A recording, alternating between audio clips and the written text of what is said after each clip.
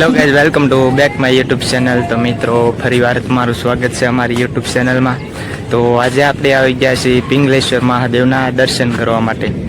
તો વિડીયો સાથે જોડાઈ રહેજો અને વિડીયો ગમે તો લાઈક શેર કરજો. તો વિડીયો આગળ જોતા રહેજો. મિત્રો, આ મંદિર મવાથી 8 કિલોમીટર દૂર આવેલું છે.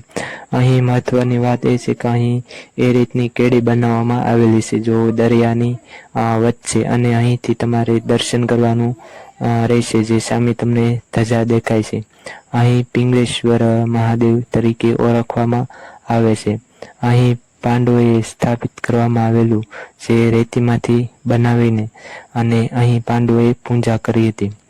અહીં મહાદેવ પણ દર્શન આપ્યા હતા, જે મહાભારત કાલીનનો ઇતિહાસ સંકળાયેલ છે. શિવલિંગ છે દરિયામાં છે. અહીં બપોરે 3 વાગે છે આ સમુદ્રમાં વિલીન થઈ જાય છે, જે મહાદેવનું જ્યોતિર્લિંગ છે.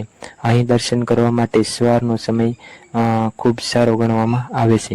અહીં સોમવારે લોકોની ભીડ લાગે છે. તો કમેન્ટમાં જય મહાદેવનું નામ લખવાનું ના ભૂલતા. હર હર મહાદેવ.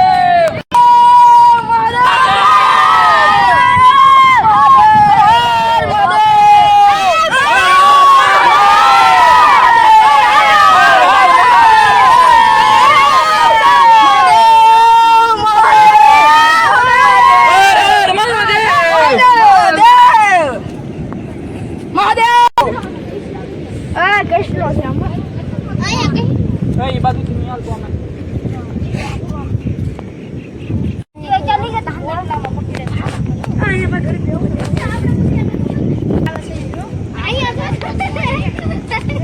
ચીલપી સુપલા આ પપ્પા સદા એક દર અરે હો તો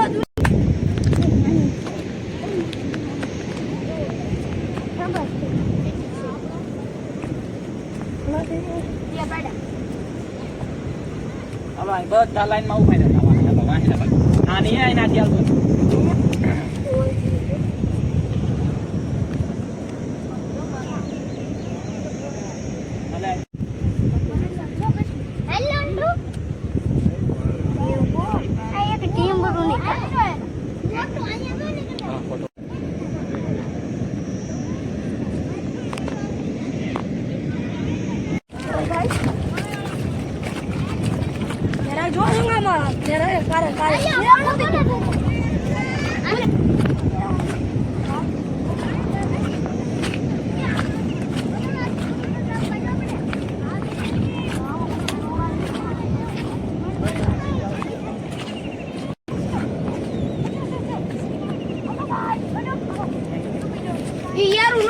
મને આખરે કાઈ દેખાડ્યું એ ફૂટી જામ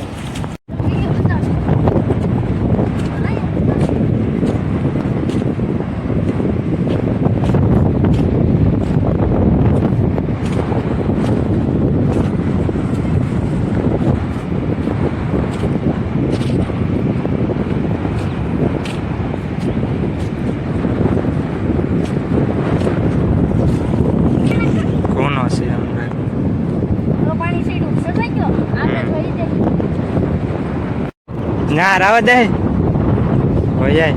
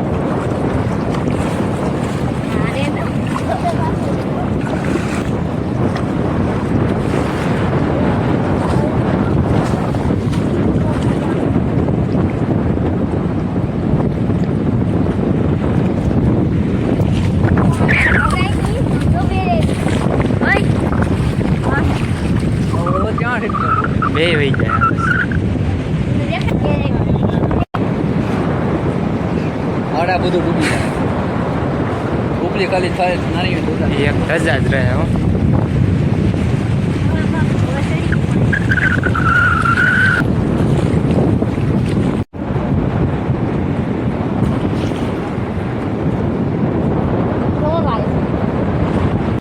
પિંગલેશ્વરમાં એક મોટો વડલો આવેલો છે.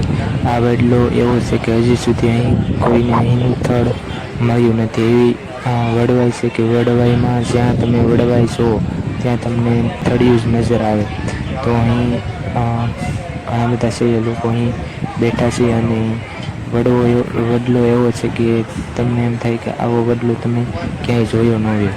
તો અહીં મહાદેવની કૃપા પણ ગણવામાં આવે છે. તો આપ જોઈ શકો છો અને જરૂર એકવાર આ પિંગલેશ્વર મહાદેવના દર્શન કરજો અને જરૂર એકવાર મુલાકાત કરજો. તો વિડીયોમાં ગમે તો લાઈક શેર કરજો. અને આ છે પિંગલેશ્વર મહાદેવનું મંદિર, ત્યાં મહાદેવ